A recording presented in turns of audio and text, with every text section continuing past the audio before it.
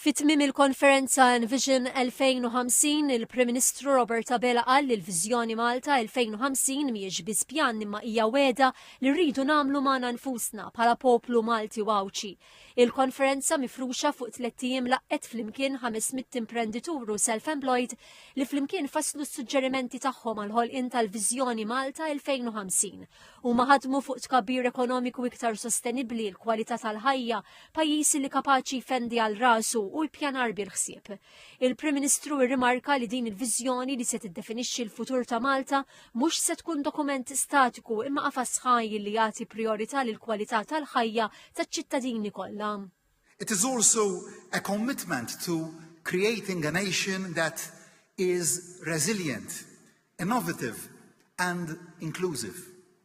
Over these 3 days, we have heard from business leaders, entrepreneurs and thought leaders who have shared their insights on how we can build a future where economic growth goes hand in hand with social well-being and environmental sustainability.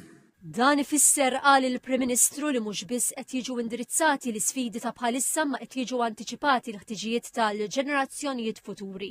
Irrimarka li Malta reżiljenti hija Malta li tista' teleb l-inċertezzi globali filwaqt li tkompli tirnexxi mingħajr ħadd ma jaqa' lura u l-komunitajiet ikunu maqudin.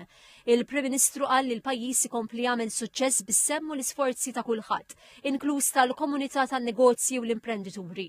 Dr. Abela qal l-impenn tagħhom huwa kruċjali biex il-viżjoni 2050 tinbidel f'realtà. Għalli bekk Malta mhux biss tkun tista' tilqa' l-isfidi ta' għada imma tirnexxi fl-opportunitajiet li jġib miegħu il-futur. F'messaġġ rekordjat, il-Kummissarju Ewropew għall-Ġustizzja Interġenerazzjonali, Kultura, Żgħażagħ u Sport Glenn Mikallef tkellem dwar firxa wiesa ta' femiet dwar il-futur. Qal li previżjoni hija dwar titjib tal-kwalità tal-ħajja l kull ċittadin f'Malta u fl-Unjoni Ewropea kollha kemm hi.